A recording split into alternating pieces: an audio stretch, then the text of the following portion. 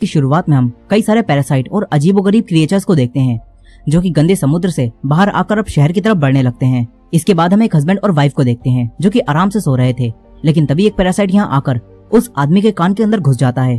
थोड़ी देर के लिए वो आदमी काफी तड़पता है, लेकिन फिर वो शांत हो जाता है। अब इसके बाद हम एक लड़के शिंची को देखते हैं जो कि आराम से गाने सुन रहा था।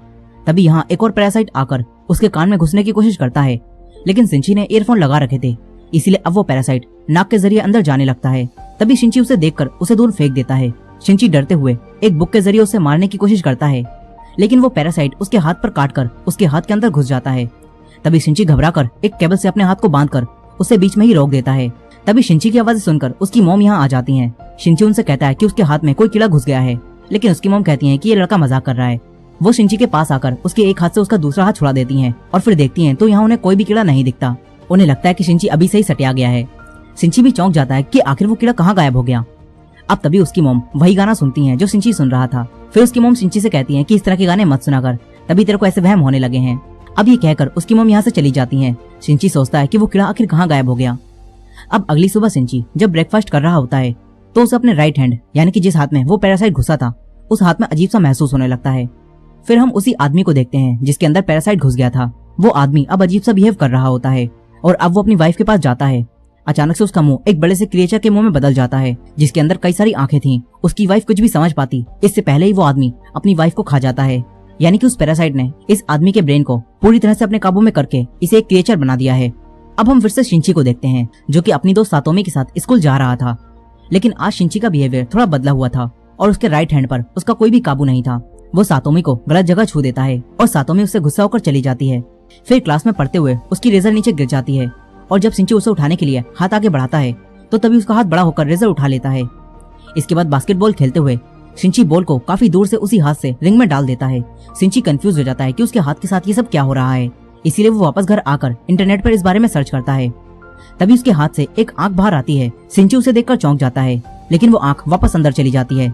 शिंची अब अपना हाथ काटकर आंख निकाल कर देखने वाला था, लेकिन तभी उसका हाथ एक बड़े से सांप में बदल जाता है और उसे ही डरा देता है।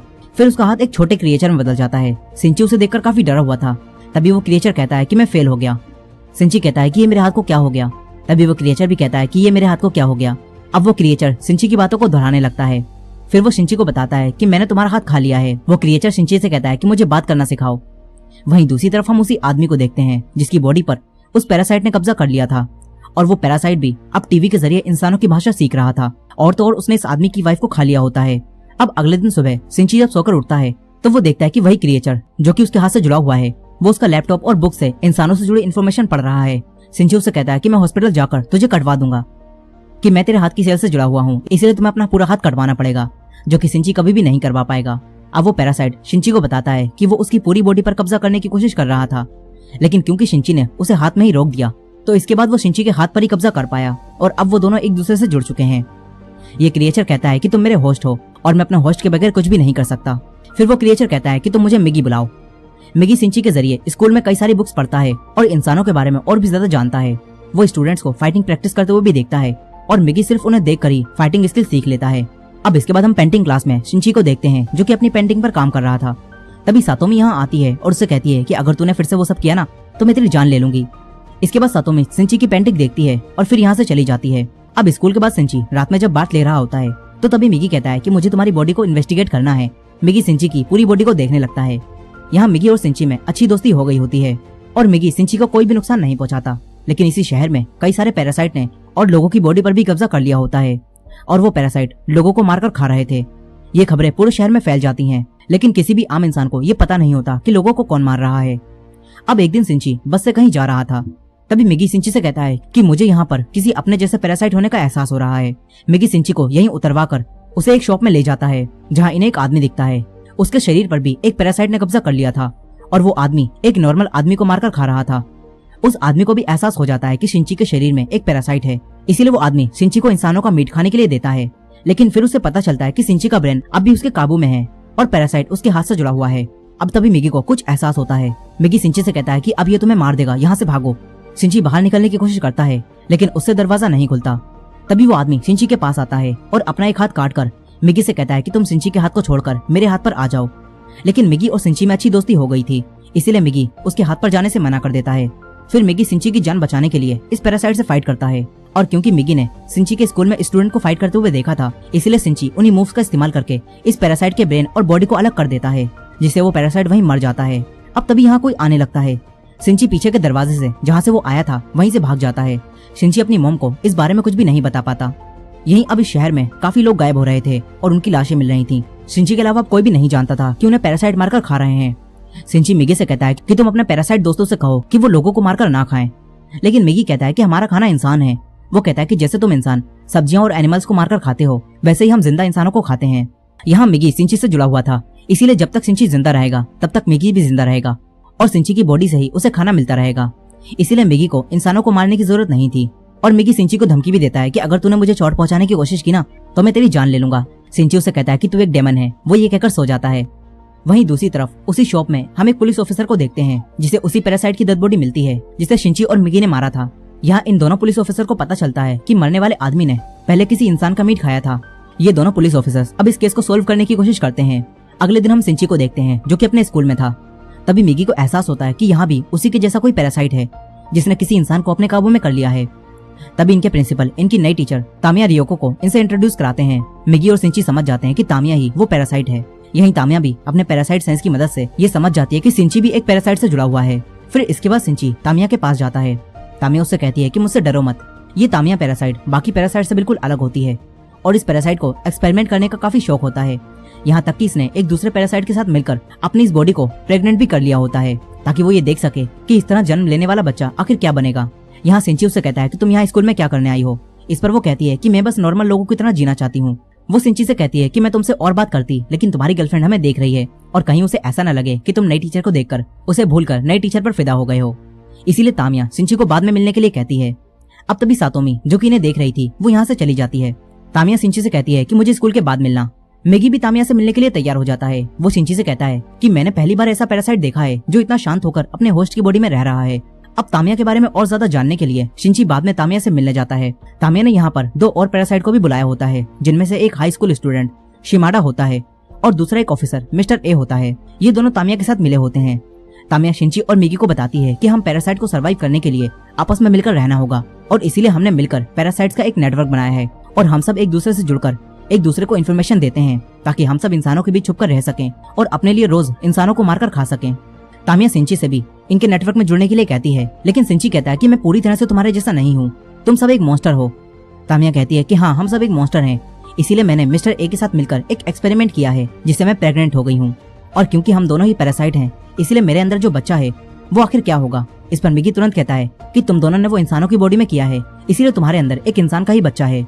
तभी तामिया कहती है, तो फिर हम कौन हैं? अगर हमारे अंदर इंसानों का बच्चा है तो असल में हम कौन हैं? हम बस इस बॉडी के जरिए जी रहे हैं। तामिया कहती है कि हमारे जीने का मकसद क्या है? तामिया इनसे कहती है कि इसीलिए मैंने हमारा नेटवर्क बनाया है और मैं पैरासाइट्स के फ्यूचर के बारे में सोच रही हूँ। तामिया सिंची को धमकी देती है कि अगर तुम्हें हमारा साथ नहीं देना तो हमारे खिलाफ कुछ भी करने की कोशिश मत करना, नहीं तो मैं 3 सेकंड में ही पूरे स्कूल को खत्म कर दूंगी। सिंची काफी डर जाता है। अब ये तीनों एक एक करके सिंची की डरी हुई शक्ल देखते हुए यहाँ से चले जाते हैं। तभी मिगी को कुछ एहसास होता है। मिगी सिंची से कहता है कि मिस्टर ए से सावधान रहना, मुझे वो ठीक नहीं लगता। अब इसके बाद हमें घर को देखते हैं जहाँ काफी शांति थी और यही मिस्टर ए और शिमाडा यानी कि वही दोनों पैरासाइट इंसानों को खा रहे थे। फिर वो दोनों तामिया के पास जाते हैं। तामिया खुद पर एक्सपेरिमेंट कर रही थी, इसीलिए वो इंसानों को खाने के बजाय इंसानों जैसी रहने की कोशिश कर रही थी। वो इंसानों जैसा ही खाना भी खाती है। वो कहती है कि हमें इंसानों के बीच रहने के लिए इंसानों के जैसा ही सोचना होगा, तभी हम यहाँ पर सर्वाइव कर पाएंगे।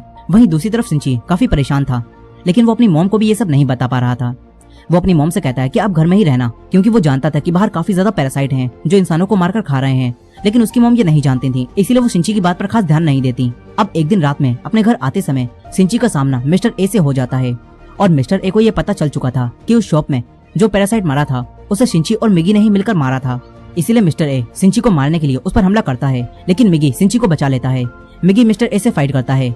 इन दोनों में यहाँ काफी तगड़ी फाइट चल रही थी। तभी सिंची आगे बढ़कर मिस्टर ए के अंदर एक लोहे का पाइप घुसा देता है, जिससे मिस्टर ए की बॉडी से खून बहने लगता है। और क्योंकि ये पैरासाइट एक इंसान की बॉडी में था, इसीलिए ये बॉडी कमजोर होने की वजह से पैरासाइट भी कमजोर होकर वहीं गिर जाता है।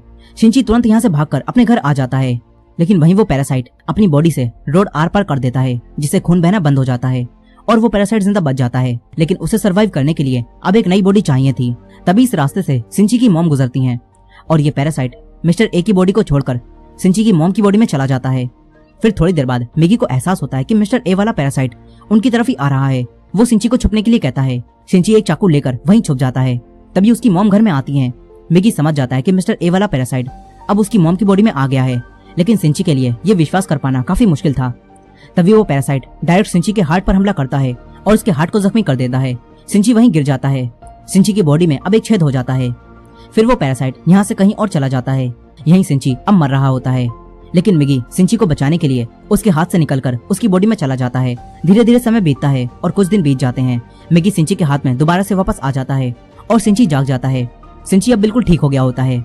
फिर मिगी उसे बताता है कि मैंने तुम्हारे हार्ट को ठीक करने के लिए अपने एक हिस्से को वहाँ छोड़ दिया, जिससे तुम्हारा हार्ट वापस रिकवर हो गया और तुम्हारी जान बच गई। मगर यहाँ सिंची दोबारा से जिंदा होने से बिल्कुल भी खुश नहीं था। उसके लिए अब जिंदगी में कुछ भी नहीं बचा था। यहाँ सिंची खूब रोता है। फिर अगले दिन सिंची तामिया के पास जा रहा था। तभी उसे रास्ते में सातोमी मिलती है। सातोमी उससे बात करती है, लेकिन सिंची का बिहेवियर अब फिर से बदलने लगा था। वो सातोमी से बात नहीं करता और भागता हुआ डायरेक्ट तामिया के पास आ जाता है। वो तामिया से कहता है कि मिस्टर ए कहाँ है, लेकिन तामिया कहती है कि उसे तो तुमने मार दिया। यहाँ तामिया सब कुछ जानती थी, लेकिन फिर भी वो बनकर दिखा रही थी। मिगी तामिया को बताता है कि मिस्टर ए ने उस पुलिस ऑफिसर की बॉडी को छोड़कर सिंची की मॉम की बॉडी को ले लिया है। सिंची कहता है कि मिस्टर ए तुमसे जुड़ा हुआ था, इसीलिए तुम्हें जरूर पता होगा कि वो कहाँ है। लेकिन तामिया साफ साफ सिंची को मिस्टर ए का पता बताने से मना कर देती है। सिंची उसे डराने के लिए एक चाकू निकालता है, लेकिन तामिया इन दोनों को ही डराकर यहाँ से जाने लगती है। तभी सिंची उसकी तरफ चाकू फेंकता है, मगर वो चाकू पकड़कर वापस सिंची की तरफ ही फेंक देती है। वो जानबूझकर सिंची को नहीं मारती। फिर वो यहाँ से चली जाती है। वहीं उन ऑफिसर्स को मिस्टर ए यानी कि उसी पुलिस ऑफिसर की बॉडी मिलती है। यहाँ इन्हें जांच से पता चल जाता है कि इस पुलिस ऑफिसर और उस शॉप के मालिक दोनों को मारने वाला कोई एक ही इंसान है। लेकिन ये लोग एक बात से परेशान थे, क्योंकि इस पुलिस ऑफिसर ने भी मरने से पहले कुछ इंसानों को खाया था और जांच में इन लोगों को ये बात पता चल गई थी। ये लोग सोचते हैं कि इन्होंने जो अफवाहें सुनी हैं कहीं वो सच तो नहीं। दरअसल इस शहर में ये बात फैल चुकी थी कि पैरासाइट इंसानों की बॉडी में इनके बीच छुपकर रह रहे हैं, लेकिन इन लोगों को लगता है कि ये सब बस अफवाह है। वहीं दूसरी तरफ सिंची हर जगह अपनी मॉम को ढूंढ रहा था। तभी एक दिन वो एक ऐसी जगह पर पहुंच जाता है जहाँ कुछ नेता लोगों के बीच वोट मांगने आए हुए थे। अब तभी मिगी और सिंची को एहसास होता है कि जो नेता लोगों से वोट मांग रहा है वो भी पैरासाइट है, और उसके अलावा भी यहाँ पर कई सारे पैरासाइट मौजूद हैं। मिगी ये सब देखकर चौंक जाता है। वो सिंची से कहता है कि पैरासाइट ने इतनी तरक्की कर ली है कि अब वो पॉलिटिक्स में भी घुस चुके हैं। मिगी काफी खुश होता है। वो सोचता है कि एक दिन पैरासाइट इस पूरी दुनिया पर कब्जा कर लेंगे। अब तभी इनके घर में वही दोनों पुलिस ऑफिसर्स आ जाते हैं। उन्हें सिंची पर शक होता है, इसलिए वो सिंची से थोड़ी बहुत पूछताछ करते हैं, लेकिन सिंची काफी चालाकी से इनसे झूठ बोलता है। फिर वो दोनों यहाँ से चले जाते हैं। अब काफी दिनों बाद सिंची फिर से स्कूल जाता है। यहाँ उसे सातोमी मिलती है। फिर यहाँ वही लड़का शिमाडा आता है। तामिया ने इसका इसी स्कूल में ट्रांसफर करवा दिया होता है ताकि वो सिंची पर नजर रख सके। शिमाडा सातोमी के सामने सिंची से पहली बार मिलने का दिखावा करता है और फिर वो यहाँ से चला जाता है। यहाँ तामिया इन दोनों को देख रही होती है। दरअसल यहाँ शिमाडा और तामिया को ये पता चल रहा था कि जब से मिगी ने अपनी सेल्स की मदद से सिंची की जान बचाई है, तब से सिंची की बॉडी में बदलाव हो रहा है। और वहीं दूसरी तरफ मिगी को भी ये सब पता चल जाता है। वो सिंची को ये सब बताता है।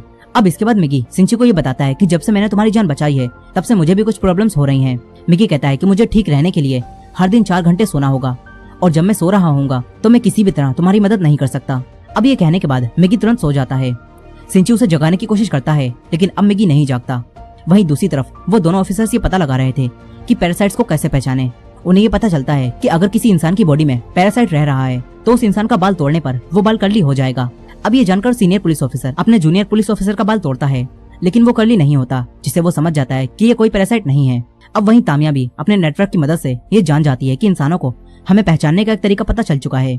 यहाँ हम देखते हैं कि वही पॉलिटिशियन भी तामिया के साथ मिला हुआ है। अब इसके बाद हम फिर से सिंची को देखते हैं जो सातोमी से मिलता है। सातोमी उसके लिए आज डिनर बनाने के लिए कहती है, क्योंकि सिंची अब अकेला था। सिंची मान जाता है। फिर वो दोनों डिनर के लिए शॉपिंग करने चले जाते हैं। तभी रास्ते में इन्हें एक पपी मिलता है जो कि बीच रोड पर पड़ा था। सिंची उसे उठाकर लाता है, लेकिन वो मर चुका था, इसलिए सिंची उसे डस्टबिन में डाल देता है। सातोमी ये देखकर उससे कहती है कि तुम ये क्या कर रहे हो। सिंची कहता है कि अब ये सिर्फ हड्डियां और शरीर है, इसके अलावा इसमें कुछ भी नहीं बचा। दरअसल अब सिंची के अंदर बदलाव हो रहा था और वो भी पैरासाइट की तरह सोचने लगा था। और सिंची की ये सोच देखकर सातोमी उसे छोड़कर चली जाती है, लेकिन सिंची को इससे कोई भी फर्क नहीं पड़ता। वहीं स्कूल का प्रिंसिपल जब तामिया को प्रेग्नेंट देखता है तो चौंक जाता है, क्योंकि तामिया अभी अनमैरिड थी और अब प्रिंसिपल उसे कैरेक्टरलेस समझकर उसे जॉब से निकालने वाला था। वो लोग तामिया के मॉम डैड को भी ये सब बता देते हैं। फिर तामिया अपने मॉम डैड के पास जाती है, लेकिन ये तामिया तो वैसे भी पैरासाइट थी, इसलिए वो इन दोनों को मार देती है। इसके बाद वो शिमाडा को कॉल करके कहती है कि तुम्हारे खाने का इंतजाम हो गया है, यहाँ आकर दोनों बॉडीज ले जाओ।